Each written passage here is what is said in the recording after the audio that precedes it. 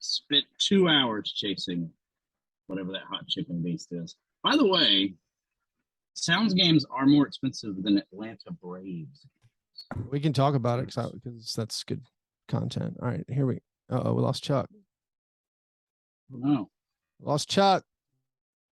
That was probably just a button press. He peered with intent into a screen before he disappeared.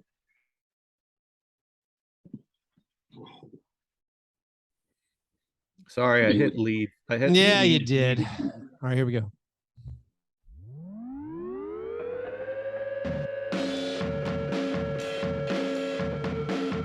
All right, and welcome to Fast Break Breakfast NBA podcast. My name is Keith Parrish, here once again with my friends through the miracle of computer phone.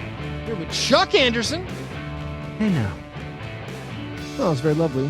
Very soft, very gentle, caressing of the voice. Also here with John Burr. Hello, everyone. How are you? We're good, John. You look like an online conservative commentator. You have reflective aviators, and you're in a car. You're behind your car wheel. You are the meme of the. Are you selling athletic? All grain? taxation is theft. That's if you buy this jug, all you need is this one jug. I got a question. Your manhood. Why aren't the next tips? 92 years. Why aren't the tips that we leave on our food bills? Why isn't that tax deductible? I'm paying someone's salary. Right. I'm literally paying someone's salary. That should be tax deductible. Is this how it starts? Is this the slippery slope? This is how it starts. I mean, it being effectively a hippie myself. Yeah. There's a lot of like through lines with libertarianism. Like you're really just like one hit of acid. You're just away. one pamphlet. One pamphlet away. One Ayn Rand novel from being like, wait a minute. Whoa. I do want the government to leave me alone, man. Because I have my around Alex Jones DVDs was all in good fun. Well, so I was on Saturday. I went to a Nashville Sounds game, and I'm like buying beverages, and there's like there's a tip on there, and the beverages are expensive, and it's like add 20%. I'm like, I guess this person's working what I think to be a thankless job, so I will tip 20%. But I'm like, why is this $3? I'm just giving this person because I want to pay their salary. Well, oftentimes those tips don't go to the employees. Yeah, and then there's that too. I had a friend who went to or someone that I forget where I read it on Twitter that they went to an event at Hard Rock, the Hard Rock in Florida, and they were told by the concession people that they don't get the tip. Oh wow! So now I have to start asking people. Do you get? Yes, you guys get this tip. Do you get this tip before I hit? Man, that's what you should do. I dropped a lot of money at this Sounds game, by the way. Keith, Mr. Pink Parish. Yes. So anyway, by the way, might as well announce it. The Grizzlies are coming to Nashville, and a lot of times we say that we mean like the Grizzlies entertainment team. We mean like, hey, maybe the mascot will be there. Maybe a member of Fast Break Breakfast will be there. No. Actually, two physical Grizzlies, David Roddy and Xavier Tillman, will be coming to Nashville for a meet and greet at the Nashville Sounds game on September 17th. So if you're anywhere near Nashville, come out to the Sounds game on September 17th. Rumor has it we might also be there. But there's also a basketball camp that day. Check out the details at grizzlies.com/caravan.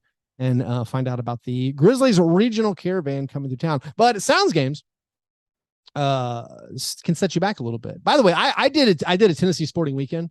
I did Sounds game Saturday night, Nashville soccer game Sunday night. I'm now broke. I now have no money. You're destitute.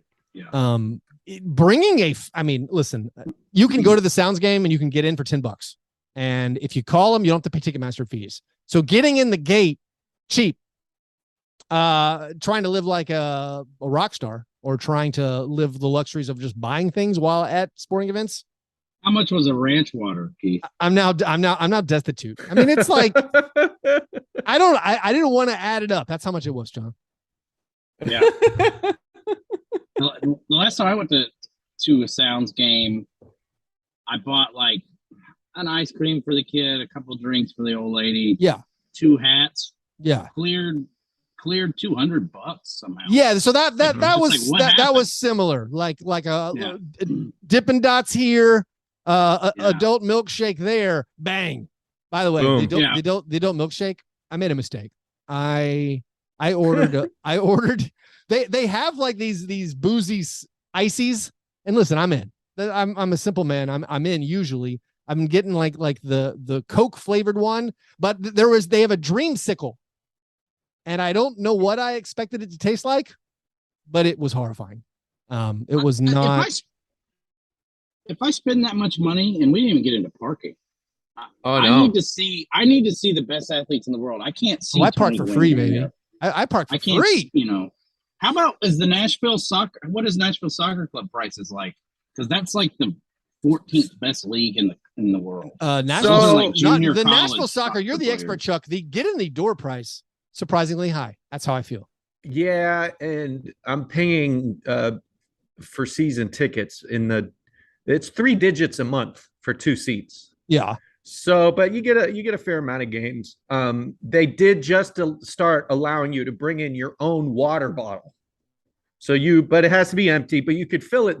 That's because that is the hottest a human can be. There is no shade. There's nothing.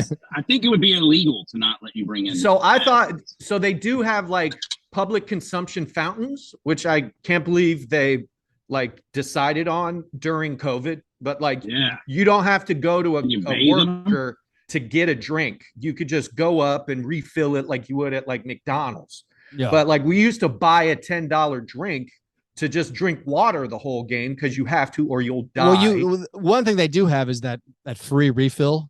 Yeah, the free refill. I don't want to shame people for their behaviors, but I will now. It was like the end of the movie WALL-E when the game was over. Everyone running to the fountain drinks to fill up their fountain drink one more time. It's like, dude, you don't need another 64 ounces or whatever that is. No, it's a lot. But I would just drink water because they had the water thing. But I would have to pay $10 for water. Right now, I could just bring an empty clear. You can bring in a receptacle now. Right. Yeah. So that's at least the grift is less grifty. I don't know if it's a grift. Also specific to the Nashville Stadium is you have to walk up 200 steps to get to it. So you walk up 200 steps and they're like, "Hey man, drinks are $9." Bet you want this hot dog that's overpriced. So sweaty and hot. I don't feel like I meant to throw every Nashville sports team under the bus this early in the show. Life's expensive. Right. You have a family, life's expensive, it turns out. I mean, I kind of like it as like a population control mechanism because like I'm not having any more kids. I got a vasectomy after going to watch a movie in IMAX. Like, forget it. Like, brought the kids, bought popcorn. Oh, yeah. That was a car payment. So are you sure? Are you sure you weren't chemically castrated because the government was sick of you finding out you have more kids? Shh, don't tell anybody. You got Alan Turing. We'll see. Not even mentioning the sporting events. Yeah, the movie theaters are just an easier example. There's fewer local people to blame for that. Just the facts. Very, very, very expensive. Capitalism's gone amok. It's a bit rough out here. Guys, have we had breakfast? John, where are you? What? You're in a car. There's like a palm tree. Mm-hmm. Is that a Zoom background? What are you doing? There's a baby seat too. I'm in Florida. Sorry, buddy. I'm on vacation. Yeah. Although it's horribly stressful and miserable. That sounds like vacation. Yeah. Yeah. But it's not too bad. I had to escape. The reason I had to drive away from my little home office setup I had is we picked the beach house next to another beach house being built. So the hammering was like jackhammering, and it sounded like I was in basically like a car shop somehow. I don't know why they were putting lug nuts on cars. Oh, they were taking the lug nuts off? But it was very strange. Like I was like, and as I was setting up, like Allie was like, "Can't you just like ride the mute button?" I was like, if you had to look into Keith's eyes when weird sounds happen, you would understand. I must go now. Speaking of lug nuts, this is an important follow-up actually to last week's episode. This might be can nothing non-dramatic happen when Keith gets a routine car work done? I was bragging about oil changes that come to you and the convenience, the unbelievable convenience. And hey, they even rotated my tires. Well, guess what happened? A couple of hours Did after not rotate your tires? After them rotating my tires, hubcap popped off in traffic, just gone. Did the Zodiac killers show up to help you again and then kill you? Yeah. Throw your baby out the window? So like I had to call him. I'm like, listen, you just rotated my tires and now I don't have a hubcap. It's gone. It's been lost. I would love for you guys to just take care of it. I'm like, look, it's a Corolla. I assume you have a Corolla hubcap laying around. They did not. It actually took me, I had to call 3 times and they're like, hey, someone will get back to you. Someone will get back to you. And then finally it definitely got in the right hands. And this guy, Big John, came out. Big John, and he's like, listen, Toyota said it'd be a few weeks to get a hubcap. I can give you 4 new ones. You want 4 new ones? I'm like, sure. So they came and did make it right. But I guess there are pros and cons to having just someone come to your house, do the tire work. I mean, I guess, who's to say whose fault it was? Maybe that hubcap was going to pop off no matter what. Maybe its time was up. But it did seem to be I gotta say, direct the 2 correlation. times in my life that I felt like I was most living in a cartoon were the time I saw a tumbleweed go by, yeah. and then the time I hit a curb and my hubcap rolled down the road. Just keeps rolling like a Coen brother film. It's just follow the tumbling tumbleweed. Yeah. I was ready for Slim Whitman to take me home, but good times. But sorry for that diversion. Have you had breakfast, John, on your vacation? You any breakfast for us? Not only did I have a breakfast, I discovered that I am a Philistine and didn't even know what I was doing. I ate a mango this morning. Hey, now. And I'm sitting there eating it like an apple. And my dad's like, you peel mangoes. I didn't know that. I did think this tasted funny. I don't think I knew that. Is it? Well. Oh, yeah. What is mango it's peel? Weird because is it a very tough mango peel? I peeled them for my child, but I was just like, I've got to eat now, and started eating it. And I was like, this is kind of weird. I mean, and then, of course, my father walks around the corner immediately to sun me, literally. It's a mango peel somewhere between a banana peel and an avocado shell. So it's pretty intense. It's pretty bad. Okay. Yeah. I don't know if I've ever held a mango, it turns out. I'm Googling this thing. It doesn't look familiar to me at all. I mean, I grew up picking mangoes off of people's trees and eating them and learning how to peel them with your fingers as a South Floridian. That's a rite of passage. Getting chased off of someone's lawn that had ripe. And paying for your 3rd abortion. Those are the 2. That's when you know you're an actual South Floridian. I will say the image results on mango peeler kind of feel a little pornographic. So there's a giant seed in it, like a pit, like it makes like an avocado. It's more like a nad or a peach. No, the peaches and avocados have these quaint little things. Mangoes are just gigantic, and you have to really work around them. So what you want to do is cut along. You can't cut it in half like a peach. Yeah. You have to cut along the big, huge seed and then kind of eat it off the peel. Because that's the way you pull the peel back, and then we should get you on YouTube, Chuck, just demonstrating how to peel and eat an avocado. a mango. I'm contractually not allowed to eat a mango with this beard I have. It's just it's a non-beard food. It's like it is. Chuck could eat a peach for hours. Thank you, Nicolas Cage. Like a peach. Like when you have a beard, I can't eat a peach. You can slice it. There are ways to slice a mango that make it like you can cube it. YouTube video. It'd be like the Wolverine sound lady. If you guys know what I'm talking about. Chuck, let's get down on this. Let's make some money. ASMR. Mango. Chuck, what was your breakfast? A little. I had some granola and some high protein yogurt and a protein bar. I'm back on my workout stuff. I'm trying to get I was doing so well, and then I got COVID. I went to Vegas. I took a vacation, and next thing you know, I gained 10 pounds. I like how you took COVID to Vegas. That was I took COVID. Most people bring it home. You're like, no, bring it home. No, I took COVID. I sent you guys a Vegas life hack for Summer League next year. Do you guys see? No. Yeah, with drop fireworks and cause a panic? Yeah. You just bring a cherry bomb, you light said cherry bomb, and then the entirety of the airport What can storm through airport security? Just storm through security. Maybe it's because the time of day I fly, where I'm normally flying later in the afternoon. Vegas airport has been totally empty the last 2 times I've used it. It's been bizarre. It felt like a Left 4 Dead level, honestly. How few people were in the airport. My breakfast, I had a fruit smoothie. I feel like I'm hitting a nice little a nice mixture. I got some blueberries, some raspberry, some banana, some carrots, and some strawberries, a little bit of ice, a little bit of yogurt. Bang! It's been delicious. It's been treating me right. Makes me feel like a king. Having my own smoothie. Those were our breakfast. After our breakfast, we move to our breakfast in bed. Apologies. This is our chance to make right what we might have gotten wrong in a previous episode. It's frequently the first time we talk about the NBA, although my apology is not about the NBA. I'd like to apologize to Matthew Modine and season 1 of Stranger Things. Yep. I was saying how I was surprised he was in Stranger Things. I didn't remember him. I'd only seen season 1. Well, he's in season 1. Yep. But I feel like when I said it, I'm like, I should probably Google this after the show, and he probably isn't there. He is. I saw images of him online in the show. No memory of him whatsoever. So that, again, that's my fault. Also, thanks. Maybe you were thinking of Paul Reiser. Thanks to Clint. Season two edition Paul Reiser. Clint, who used the new Slack channel for our Patreons, the fact checking, the first person to correctly fact check something on the program in our new Slack channel, fact check fact. That is a real thing.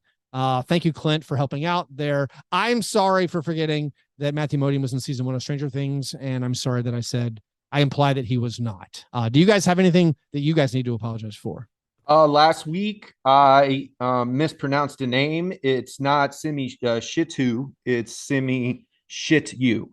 So that's a good pronunciation correction. Mm-hmm. Thank you. Did you see this? I feel like I'm gonna remember that. I was looking up some pronunciations on Basketball Reference, and then you end up with like the nickname section, and a lot of the nicknames, it's like I've never heard this in my whole life.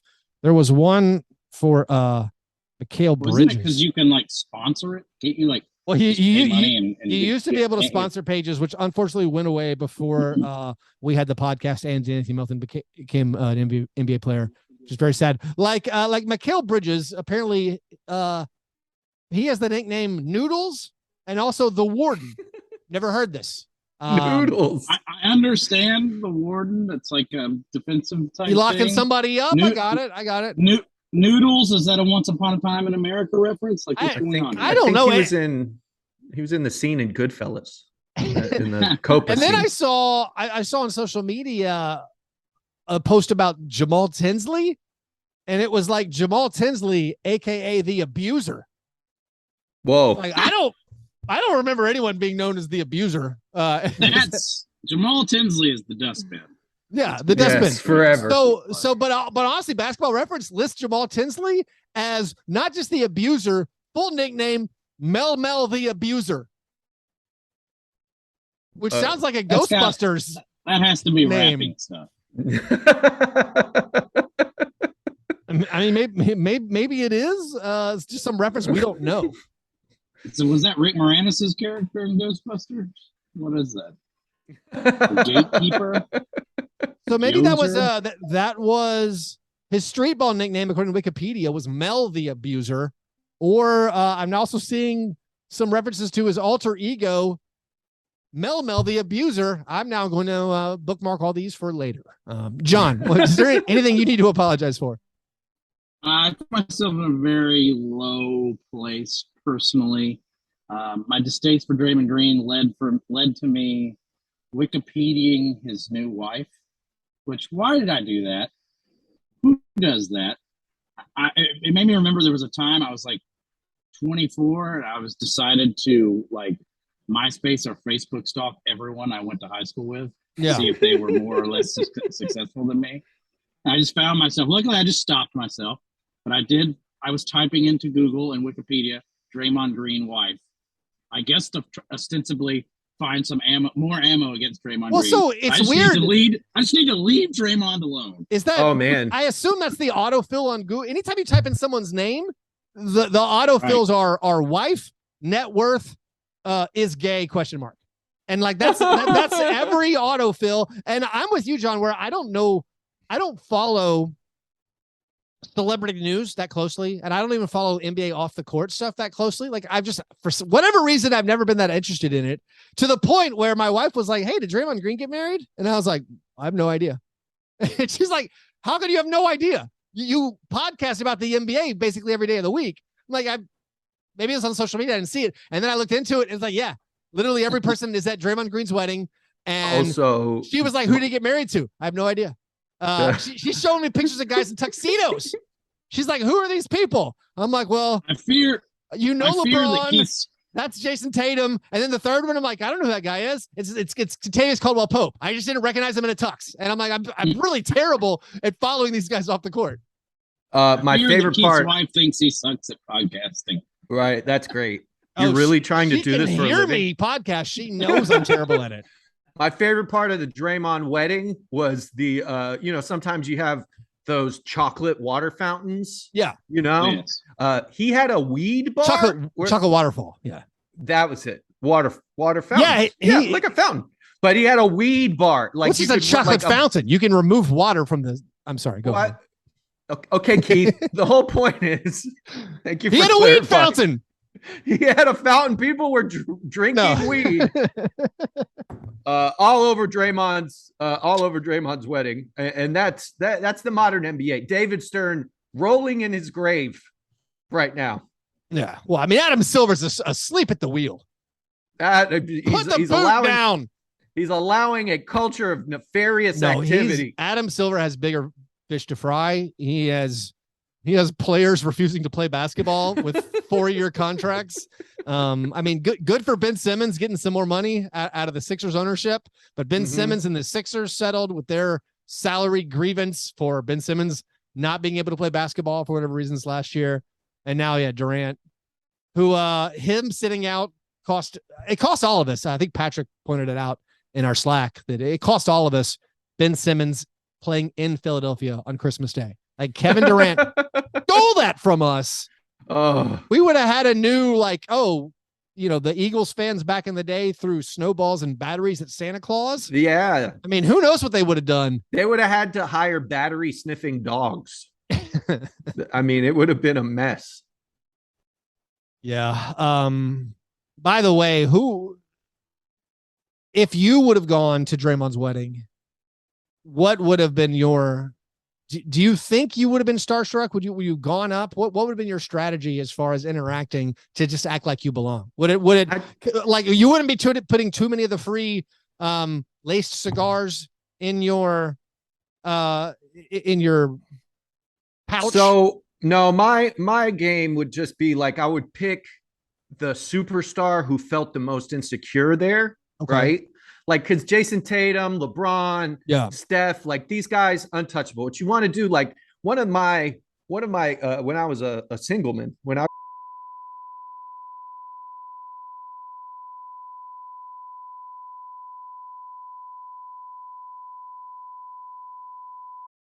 we can't air this, can we? It's Dane. Dane to speak. It's not ideal. It's not ideal. Shut TJ Maxey. Proud of you for I'm proud of you for knowing that, like, I don't like this kind of stuff on the show. Yeah. This would be something I would say to my friends. Forgive me. Well, let me. You know what? I'll say my strategy. And Chuck, I need you for this. So we need a suspiciously long trench coat, and then I have to somehow get you onto my shoulders, and then we would pose as former Heat legend Matt Geiger. Boom. Sounds good. Give me that's not going to edit together. Give me here's my just do a lead. Like, I have a strategy. So I have a strategy, and it requires some teamwork. And but Chuck, I think we can pull this off. We need a precariously, suspiciously long trench coat, and then somehow I have to get you onto my shoulders, and then we pose as NBA Heat legend Matt Geiger. I love this idea. I think that works. You guys at one point have to do the Matt Geiger photo shoot, at least, where we do find said comically long 11-foot trench coat, and you become an 11.5 foot tall Matt Geiger. Yeah, I don't know how. I would definitely do terrible these things. Just be Gigi Datome. I would be Gigi Datome and not be able to recognize any famous NBA players if they're not wearing jerseys with their names on them. Draymond. I would like to just make casual conversation while waiting for a drink. Like, hey, what do you do for a living? To Steph Curry. Like, just pretend like, yeah, if with Steph, listen, I know negging is not okay anymore, but I think you can go up to Steph Curry and be like, hey man, are you the holy moly guy? Like, that would be, but maybe that would be the way in. You Aisha's husband. Yeah. Anyways, those were our breakfast in bed apologies. Grizz Nation, download the all access all-in-one Grizzlies mobile app. I guess everybody can do this. Download the Grizzlies app. It features mobile wallet for contactless payment in FedEx Forum. You get 3 experiences with one app, including a fresh Grizzlies look and feel, along with access to FedEx Forum events and Grind City Media news and notes on all things Grizzlies, NBA, and more. From podcasts to purchasing tickets, the new Grizzlies app has it all. Upgrade your experience and download the Grizzlies app today at the App Store and Google Play. All right, steak and eggs, best thing, gentlemen. Certainly these will be basketball related, I hope. What are the best things you saw in the last week? Chuck, what is your steak and eggs? So Zion Williamson had a GQ article come out, and I think it's absolutely the greatest act of counter intel pro I've ever seen. Right. So is this GQ big and tall? So the whole world wants to call him fat, right? But there's one way that you could get the internet to rally around you, and it's by claiming you love anime, right? Like the Reddit subreddits in the NBA world this week have gone crazy with Zion telling people his favorite show of all time is Naruto, which it's effectively like picking the Nuggets as your favorite team. It isn't the most We're like sitting popular. right here. It's the podcast equivalent of saying Jokic is your favorite player. I got you. Right.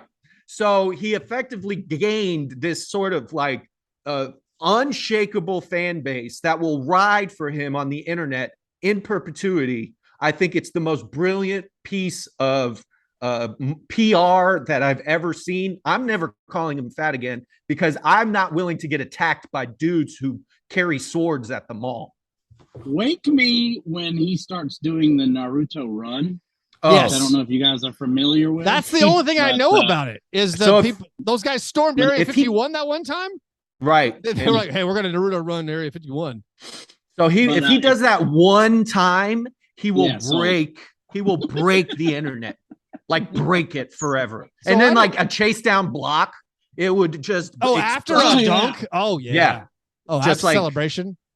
It's nuts. By the way, the Pelicans will open their season against the Nets, and apparently, allegedly, Zion Williamson and Ben Simmons will both play. Although I will believe it when I see it. When it comes to the Naruto run and the anime, once again, this is like me and celebrity gossip. I don't know anything about it. It seems like everyone knows what they're talking about, and I'm just like, I don't know what that is. And is there more? Do I need to dive in, John? I feel like this would be your expertise. Do you enjoy, or are you just aware of? Just aware of. Okay. I know it's not an anime I've imbibed yet. Give it time. Yeah.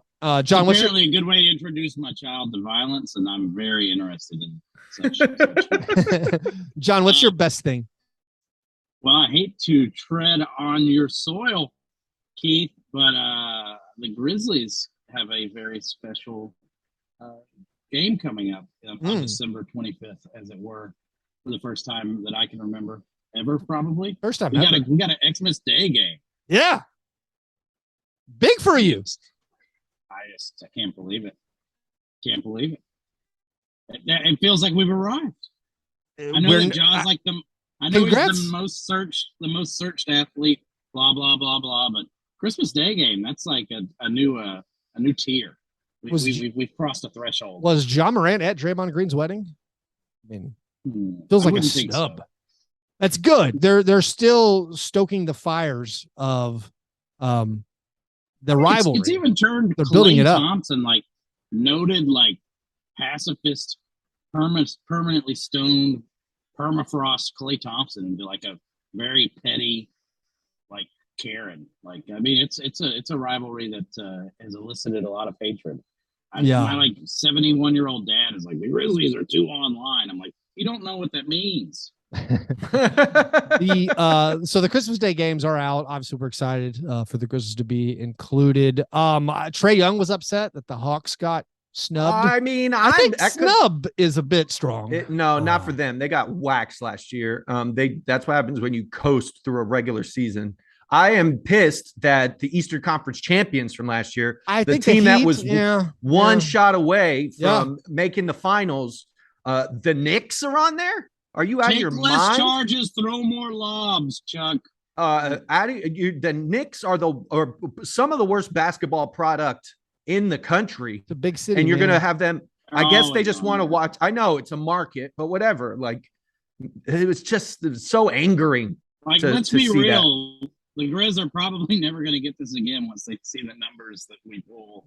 Yeah. The Knicks, like, apparently, the Memphis points. area has some of the highest ratings for NBA games in the entire country, and that's not adjusted for size. Like, they're actual, just like NBA broadcasts get a ton of views, like the national TV games. So, I mean, and again, like you said, Ja Morant is huge. I do feel sorry for you, Chuck. I mean, Christmas Day is not that. I guess it is a big deal, but I mean, I guess the players, it's great that they get to fans. Yeah, it is. It's like sort of it would like historically for me the beginning of the NBA season. Right. That's the way the league treats it. That's when I start. I mean, I know I've podcasted about the NBA for a long time, but like that's when I start like actually seeing where the standings are, because you really don't know first month and a half of the season. And then you get into the winter days when things suck and you get to watch basketball 3 or 4 nights a week to pass the time. So that's the beginning of the NBA season for a lot of fans, the ESPN mostly. I just think it's important that they keep, after the obscenity that Trae Young's playoff performance that it was, like you're saying, Chuck, families are watching on Christmas Day. You can't have that. I guess you can't have people exposed to that. Yeah. Also, I like another best thing. Like we're getting this piecemeal dropping of the NBA schedule. Just like, here's one game. Here's another game. I am glad that someone finally leaked like the most inconsequential game. They say, hey, Kings Blazers is October 20th. Like, amazing. Like, maybe it's October 9th. Yeah. Like Kings Blazers, good. Well, we got that one down. Not a lot of storylines. What's the opposite of your best thing? What's your cream of wheat worst thing? Well, I'll stay on it because as excited as I am to get a Christmas Day game, this absolutely guarantees that I will ruin Christmas. Like, there is no doubt that my hatred for the Warriors, which is now all encompassing, will infect and ruin Christmas.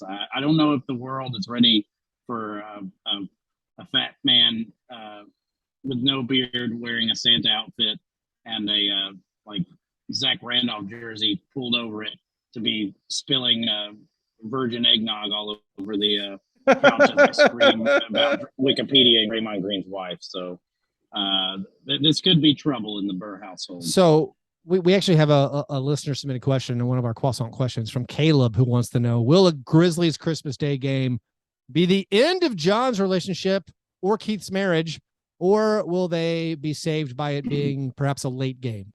So you think this could be spelled doom? It feels certain.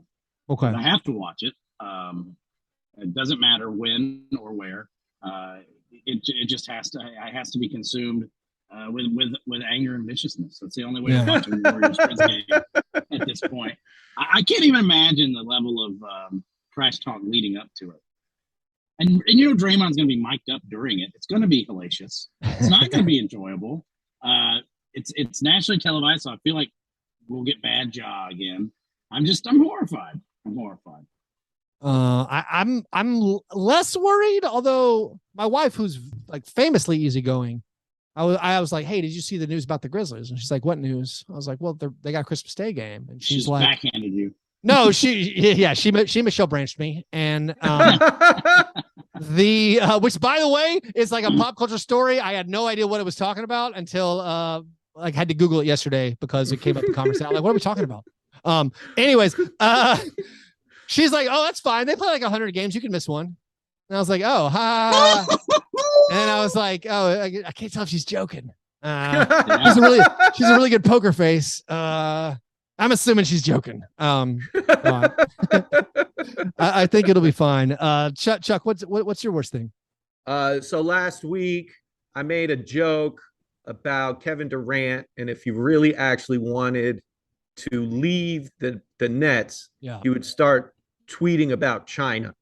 And unfortunately, I have the same comedy aesthetic as Andrew Bogut, because he made the same joke. Slippery slope, Chuck. One joke here, one pamphlet there. I'm just one conversation about taxation. I'm Next never thing you know, gonna. you're BJ Mullins. So Andrew Bogut said, if you really wanted to see KD leave the Nets, you watch him say "Free Hong Kong," and because we all, I mean, if you don't know, aggregate Andrew Bogut's tweet and say that he said "Free Hong Kong." That's what we should do. Well, what Andrew Bogut, like noted awful political viewer haver, and I are apparently kindred spirits, and that is the worst thing because I want nothing to do with his philosophy in life. It's tough, man. But I console myself because this happens frequently. There, as John says, there are like 3 jokes to make. There's like 4 or 5 jokes. And everyone makes the same joke, and it's like, I guess I'm going to do this perfunctory joke now.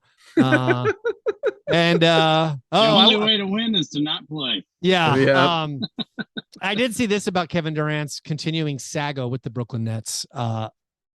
Did you see who weighed in and said that, hey, they should just work it out, like just grow up and work it out and go play for the Nets?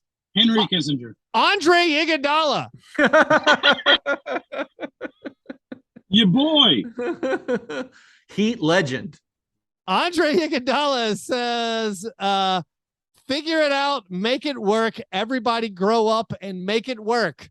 Andre Iguodala, who refused to play for the Memphis Grizzlies, who said he was done wrong, who told me in person that he was done wrong by the Grizzlies franchise, that they promised him one thing and he did not ever intend to show up to camp. And so he did not feel like it was his situation to make it work, to figure it out. But he thinks for the good of the league, Kevin Durant should make it work. My worst thing. One of the things we know about the new NBA schedule that's dropping at 2 p.m. Central on Wednesday. For the first time, they are taking off November 8th, Election Day. There's going to be no basketball games on November 8th. Everyone is going to play, however, the day before. All 30 NBA teams are going to have 15 games on Monday night, November 7th. All that's well and good. There's nothing wrong about having Election Day off. But you know who's not going to be able to vote now? Podcasters. Every podcaster now has to work on Election Day to wrap up the 15 games that happen the day after. Yeah, all right, maybe arena workers. I feel like my vote's being suppressed. I feel like they're coming after. They're taking my franchise. We're going to forget that you can early vote. I'm just shocked that Keith votes. I got to say, I voted like 2 weeks ago, and it felt everyone should vote. It's not a waste of time. But going and seeing like 16 unopposed things on the ballot, you're like, what are we here for? Yes, I did it. I got a sticker. Put the sticker on the internet. So yeah, sticker. Apparently you can win an election with about 1,200 votes in parts of Nashville. Yeah. That's like less than 10% of the Twitter followers. I mean, we could figure out. Should we be running for office? Could we get John Burr to be a city councilman? I think we could. My other podcast got me to win best conservative in the Nashville. No, that was me. That was me, John. We did that. I voted for you so many. By the way, I guess the best of Nashville voting is open. I guess I'll put a link in the show description. Please vote us for best podcast and vote John Burr as best conservative. I did it so many times last year. I have a title to defend. I got an email or a text from the editor in chief. He's like, just so you know, you did win best conservative. Right. And if that doesn't make you lose faith in the electoral process, that they saw you won the award and they threw it out. They arbitrarily, despotically announced, I am not giving this person their award. I know it was a joke by people who didn't mean it. Anyways, those were our worst things. Before we get to, we actually have an award segment of the program. And before we get to our Chuck swinging player for the Central Division, we do have a single listener submitted question. The croissant questioner. John asks, I'm going to be a volunteer youth basketball coach for the first time this upcoming year in the local community organization. By the way, this is John with an H, not John Burr, the host, thankfully. As someone with no experience with kids or coaching, can the fathers and coaches on the pod give me their finest nuggets of wisdom to help me excel in this? What words of advice do we have for John as he approaches this youth basketball volunteer opportunity? He has no kids. He has no experience with kids. What are you doing? Don't do this. Is this no, this is good. No, you should. Okay. He's volunteering his time to help in the community by being a volunteer to help mold young children. It's a good thing. Much like prices at movie theaters will keep you from having kids, so will coaching them. So I'm all pro this as population control method. Here's my advice. If you're going to coach kids, make them run until they are dizzy and maybe puking. It's the only time you can abuse a child and get away with it. To be clear, Chuck, your advice is to abuse children? It's not abuse if you're coaching. It's just Bobby Knight stuff. Yeah, you're just building character. Make sure they have plenty of fluids. Hydrate them. Right. I think there is a nugget of truth in the horrible thing Chuck said. Let them run around a lot. Let them run around for fun. Make a game where there's a lot of running. I will say, if you don't have children, my two pieces of advice are don't act scared or overly concerned when they get hurt. Just act cool. Just be chill. Normally they're fine. Yeah. Normally they're fine within 5 seconds.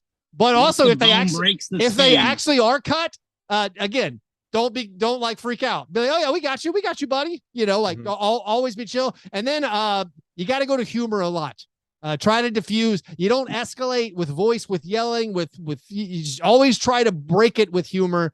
That wasn't the best teamwork I ever saw. Maybe sarcasm doesn't work the best with children. Try to diffuse with humor. I mean, I coached this miserable soccer team that contained my son and his friends, and still, there's a bit of that. My competitive juices. Sometimes you get frustrated. Always try to diffuse with humor and just have a good time. And finally, don't talk to the referees. Don't yell at the refs. Just let the poor 15-year-old who volunteered or who's getting paid $12 an hour to referee this youth thing. Don't yell at them. There's no upside. I don't have any tactical advice or sage child rearing wisdom. I will just tell you that what I remember from my father coaching my youth league team vividly is you shouldn't smoke while coaching. And then you should either not wear sweatpants, or if you need some form of belt or suspenders to keep your butt crack from showing, because there's a lot of crouching involved with young kids, and you don't want to show the rest of the parents your butt crack, unless that is, like my father, potentially a power move. Maybe some sort of baboon-like display of the erogenous areas. Wow. But so just don't smoke and don't show off your dad was the bad news bears. Yeah.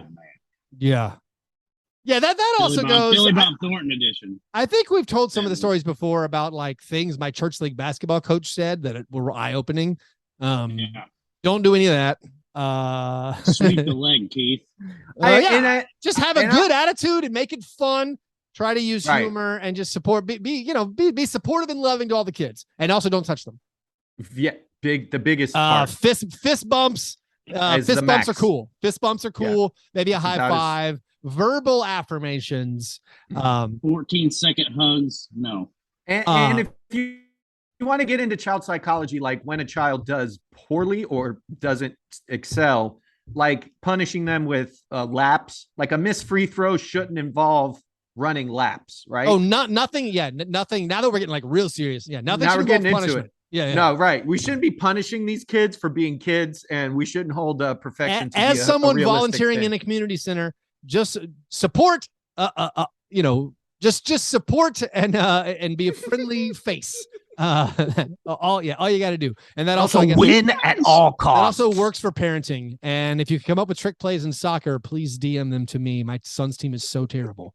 Do you guys have any advice on how to either, because you guys have older kids than I do, how to keep my child out of sports entirely, or at least out of sports wherein I'll have to travel a lot? I feel like your current trajectory, John, is going to make your child be repelled from sports. Yeah. You'll like it. You liking sports so much, I think might have the desired effect. She'll resent the affection you give your screens in lieu of affection you give her, and she'll despise it. Okay, we're there. Yeah. We're there already. Yeah. So cool. that's so good. Nothing to worry about. Yeah, my son actively tells me how much he hates basketball all the time. Yeah, like he goes out of his way to be like, I think basketball's so boring, and I'm like, oh, cool. And I think partially to get a response out of me, but then the other part of it, I'm like, all right, I don't have to watch it with you. That's awesome. My 4-year-old just constantly says her least favorite team is the Grizzlies. Wow. That's all she ever says. She's like, who's playing? Wow. Is that the Grizzlies? I hope they lose. Like that's literally all she does for sports. Going on there. It's pretty incredible. Anyways, if you want to submit a question to be answered on air, you have to be a Patreon supporter. Do that at patreon.com/fastbreakbreakfast. Also, we're doing a fantasy football league. I know we don't support the NFL, but if you want to play fantasy football with me and several other listeners, go ahead and email me pretty quickly if you're a Patreon supporter, or go to patreon.com/fastbreakbreakfast and check out the post there that gives you the very simple instructions on what to do. Also, as a patron, you get access to bonus content like our monthly Zoom hangout where we answer your questions, even more of your questions. Plus, you get access to the Slack channel. You can even submit factually incorrect things we say under fact check fact. Anyway, support the show, patreon.com/fastbreakbreakfast. All right, real quick, awards section of the program. We do not have an actual International Stackhouse of Pancakes award, but I thought maybe this was overdue. It is the offseason, and I thought I would look up some things maybe I hadn't noticed from last year. And I'm talking about the people who were the worst at shooting the basketball. Well, we talk about it on a game-by-game basis. But as far as like an entire body of work, I wanted to know who are the players with the worst field goal percentage in the NBA last season. I'm not going to make you guys guess these because they're so obscure. This is not going to be a weird... No, it's not.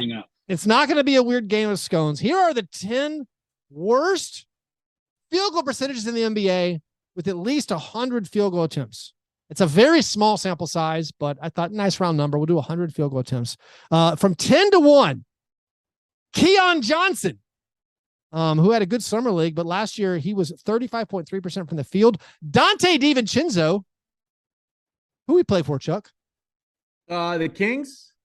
Warriors. Warriors. That's Pack. The Kings stint was brief. Yeah, it was. No, they got him, and then they decided not to sign him, and they traded to get Kevin Huerter. This is after choosing not to retain Bogdanovich. It's very confusing. Their pursuit of white shooting guard dudes. It's gone very, very strange. But DiVincenzo was 9th worst. Number 8, Isaiah Joe. For the Sixers, 35%, a rookie, another rookie at 7. James Bouknight, 34.8%. Wait. Can we call Isaiah Joe, since he can't shoot, can we call him Cotton Eye Joe, or is that not? Because he's got cotton in his eyes instead of you sing Hawkeye. If you sing it. Yeah. Yes. He's from Arkansas. Do they have cotton in Arkansas? A little weird. I want to move on. The Armani Brooks, who, by the way, Armani Brooks, yes, he shot 33.9% from the field, which is the 6th worst in the NBA last year, but 80% of his field goal attempts were 3-pointers. So, all right, a little little leeway there. He took 42 pointers and 240 3-pointers. I like that. Good ratio there. Killian Tilly, Grizzlies legend, last year, also on a largely 3-point diet, was 33.9%. The 5th worst field goal percentage. Number 4, tank master Elijah Hughes for the Trailblazers, 32.6%. Kent Bazemore, the Baze God, who left the world champion Golden State Warriors to chase the title on the Lakers. He was 32.4% from the field last year. Get this. His 3-point percentage was 36%. Hey now. Meaning it was his 2-pointers bringing him down. Somehow he shot 27% on 2-pointers last year. How is that possible? Also another Trailblazers tank master, Kelvin Blevins, which is fun to say, 30.6% from the field, and the only player in the NBA last year to shoot under 30% from the field on over 100 field goal attempts was Summer League darling Miles McBride of the New York Knicks at 29.6%. So just a little recognition in lieu of an international Stackhouse of pancakes, a little recognition for some of the worst shooters from the field last year. Maybe next week we'll do the worst 2-point shooters to not have it so 3-point heavy. So go ahead and get ready. Ricky Rubio, we're coming for you. It is now time, as a sort of a par fadeaway, something we've been doing the last couple of weeks. We will do our swing players, Chuck's swing players for the upcoming season. These are the guys who we think are the biggest variables for a team's success. Which player is going to take maybe this one team from mediocre to good?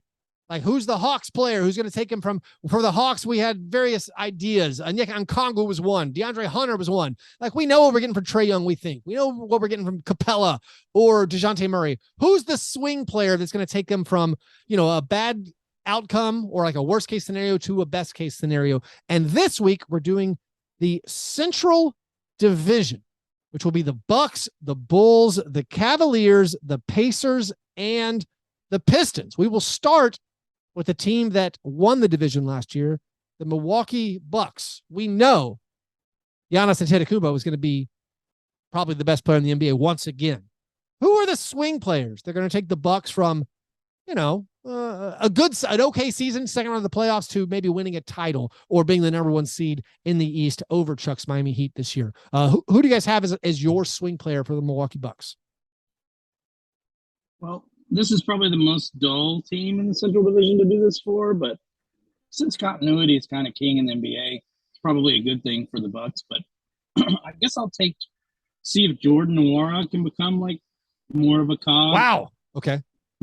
I couldn't think of anything other than like prayers for certain players to recover from injury well. So I kind of picked a player who I thought, if he emerges as like an actual contributor, that could kind of push the Bucks into some kind of rarefied air. But I think this was the hardest one to do. I'm interested to see what you guys say.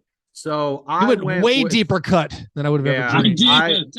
Because of the injury stuff, I think the swing player that's really going to make a difference for the Bucks is their physical therapist.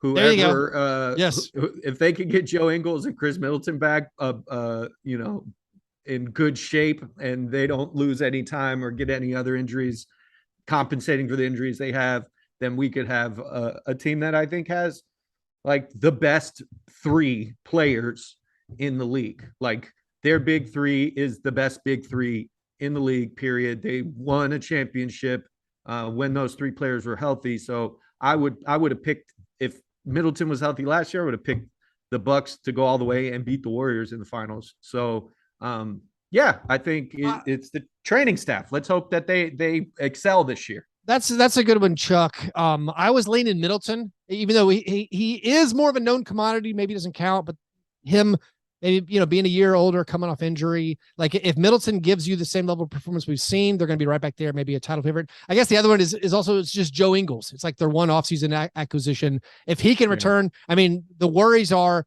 he's old and looked like he lost a major step before his injury last year on the Jazz. But if he brings any of that secondary playmaking, any of that 3-point accuracy, that's what this team sorely needs outside of that big 3. And John, thinking about it, like, my initial reaction was kind of to poo-poo the Nwora, but if Nwora can be better than, like, I don't know, Grayson Allen, If he can provide some Right. of those like DiVincenzo minutes from a couple seasons ago, maybe, you know, like This was maybe just hard to do because they Yeah. have a bunch of all-stars and former all-stars Yeah. and injured guys. So it's just Right. like, ugh. Let's go to the Chicago Bulls, who finished second in the division last year. I think there's like two clear ones, but I'm curious if you guys agree. Chuck, who do you have as like your Bulls swing player? I think Alex Caruso is my guy. Okay. You know, like his injuries last year were kind of like heartbreaking for him, but to have him kind of come back and be that defensive like anchor, him and Lonzo do such a good job to like cover up for DeRozan's and Zach LaVine's kind of, you know, and whatever lack of defensive deficiencies, crappiness. Yeah. Yeah, I think I like Alex Caruso. He could be that dude for him. So yeah, AC. I think it's a great one. His injury was a big reason that they struggled down the stretch last year. John, who's your swing guy for the Bulls? Well, I kind of feel differently. I felt like Ayo Dosunmu did a good job filling in and playing the role Alex Caruso did as like a defensive stopper. And I'm curious to see what he brings, but that's not my actual choice. I have to see what the Bulls see in Patrick Williams this year. Like, I feel like this is the year I have to figure it out, right? Because I haven't been able to figure out, you know, we just haven't got to see what he can bring to the table. So, you know, I think this is the year that we find out if he swings them or not. Patrick Williams is one I had in mind. He's one of the two I had in mind. I think Caruso is a good one. I probably should have opened up to 3. Like, I do think that when they went to Ayo Dosunmu, as much fun as he was, that like, he's not as good as Caruso. He's not as good as the guy I was going to pick as Lonzo Ball. Like, for me, their whole season is Lonzo Ball. If Lonzo Ball is healthy enough to play, if his knee is healing, and the very concerning thing is that apparently it's not progressing that well. So like Patrick Williams is great because he has those flashes. Like, you can pull clips where it's like he made a couple of amazing blocks and then he's like finishing on the other end and you're like, all right, I see it. So like, yeah, if Patrick Williams makes a leap, if he can play the 4 on this team that doesn't really have anyone in between like DeRozan and Vucevic, that seems really important. I lean more Lonzo Ball, just like he seemed like Vucevic, I felt when I watched the Bulls that he was strangely, besides DeRozan, the most important player on the team, particularly what he was being asked to do. So I actually think the Andre Drummond acquisition is a pretty good one, even though he's not nearly the player Vucevic is. It will be nice to have someone who can, you know, activate from that spot, as opposed to just the glaring hole that would be there whenever Vucevic was either in foul trouble or not playing well or not playing. So and maybe Vucevic could even qualify under the arbitrary parameters we've established, because his shooting was so poor last year. Like, his 3-point shooting totally abandoned him when they needed him to make threes, kind of like how he did in Orlando. The Bulls have a lot of there's a lot of leeway. There's a lot of ways it can go really well, like the beginning of last season. But then there's also these like questions of like, well, if Patrick Williams does not continue to advance, if Lonzo Ball is not fully healthy, if Vucevic is just getting old and can't shoot anymore, then they might get passed by our next team, the Cleveland Cavaliers. Cavaliers are a weird one. Like, we're all excited about Darius Garland. We're obviously all excited about Evan Mobley. Jarrett Allen is as consistent as you get in the middle. Is there another guy on that team who you think might be able to get them into like the top 4 of the East, depending on how they play? Well, if Kevin Love can quietly have another season like he did last year, I think that would be enormous for them. Yeah, I mean, he had a great year. I don't know what the odds are. I would fade that. If Kevin Love went through his, you know, if he's this player again, I feel like the Cavs and the Bulls, that will be a real battle. Yeah, obviously the Pistons won't be involved, in the Bucks or, you know, in another stratosphere, but I do think the Cavs should be right back up in it if Kevin Love has another season like that. And to me, I think he's kind of the no-brainer as far as like the other guys. It seems like, they're going to keep, they're really young all-star level players. They're going to keep improving. So the big question mark for me is, can Kevin Love do it again? Yeah. I find this team really tough. like I agree with you on Love. Like Love needs to play probably as well as he did last year, and I'm worried he can't. But there's a litany of dudes where it seems like they could all be the one. I guess Chuck, why don't you go and give me yours, and then I'll I'll see if you haven't covered some of the names I'm thinking. Yeah. What are you going to say? Isaac Okoro, okay? Yeah. So like I'm looking at the roster, and the guy who surprised us also last year and kept Kevin Love on the bench was Lauri Markkanen. And like I think somebody who, if he takes another, he's super young. And if he can take another leap, like he wasn't a mess last year. And everybody, when he got traded from Chicago, thought that, what are you doing putting Lauri Markkanen on your team when you already have, Jared Allen, you have you have Kevin Love, you have players who are kind of like slotted for the front court. I think he earned his spot. And if he can kind of get to the place where like he's consistent, and his numbers are great. Like Lauri Markkanen, low-key is not a bad player. So yeah, I think if he can get his 3-point percentage up and kind of get into a place where he's closer to what he was doing in Chicago in his second year. The fact that the Lauri Markkanen at small forward thing wasn't a failure, I feel like we all kind of thought like that's going to be a disaster, and it was not. Yeah, Markkanen is an interesting one. Like, can he get any better? Like, I don't think there's another leap in his game, but like he's one of the guys. He's one of the litany of names I was thinking about. Like what does Markkanen do? Year 2 doing this on the perimeter. Yeah. Okoro is deeper down my list, John. Like I'm kind of like I don't think he's going to be able to shoot. Like if he could shoot, that'd be helpful. Like, but I think I lean. It's the unsigned Colin Sexton and the guy I always kind of rag on, Karis LeVert. Like if Karis LeVert outperforms my expectations for him, if he does become a consistent, it would be impossible for him not to. yeah. I don't expect much. Like I think that's how the Cavs end up being maybe a 50-win team, because I think we know what we're getting from, even if Love isn't quite as good, they're so deep in that front court where Markkanen can size up, and then you obviously have Mobley and Allen, where it's those perimeter guys. If Sexton returns and is all of a sudden, is he a Jordan Clarkson type player off the bench, or even better, like I don't know, like a 20-point per game type guy, just giving them that offensive punch that they lack as a solid defensive team. Like he could be the one. And then again, if LeVert gives him anything, but I don't have a strong leaning. And the guys you said, I mean, all of those seem, I think, fair to argue for the person as a swing player for the Cavaliers. The next 2 teams are harder for me because, oh my God, might be bad on they're probably going to be terrible. Next up is the Pacers. Is there even, what do we do here? Is it is it Miles Turner? Is he? We bring up Isaiah Jackson. Yeah. Okay. We had incredible numbers.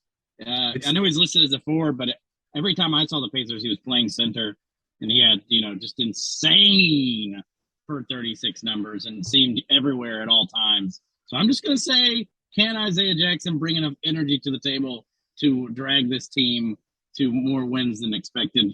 Find out on our over-unders podcast. Yeah. Chuck, what are you thinking about this Pacers team? I don't know. We think it's going to be the worst, probably the worst team in the East. Yeah, and like I just want to. I don't know if you can swing. What are you going to do? Swing? Yeah, right. From like the worst to the second or third worst. Like I'm ready to talk about Red Rooster Terry Taylor. That's the trend. All I want to talk about is the Lance Stevenson experience. And hopefully he's still on there blowing in people's ears. Like that would be fantastic if we could watch Lance in another NBA season. I think I'll massage this one for their swing guys. I'll cheat and include the rookie Mathurin. I think it's like if Mathurin and Halliburton are those guys like that, maybe that swings the whole franchise. That necessarily swings the season. I mean, I guess there is a scenario where like if Miles Turner is great, do they accidentally win too many games early on in the year? But like, it's hard to do the exercise with this team because it seems like they're trying to embrace the tank. They're trying to, maybe the swing player is Russell Westbrook when he ends up on the squad after the Healed and Miles Turner for Westbrook trade. Finally, the Detroit Pistons. I'm trying not to use like rookies and second-year players, but I don't know how to do this exercise with the Detroit Pistons. Who's your swing player for the Pistons, John? Stone Cold Isaiah Stewart launching the 3-ball. I know he's kind of lost Beef his spot, stew, but he, he's bringing that Gortat seal hard.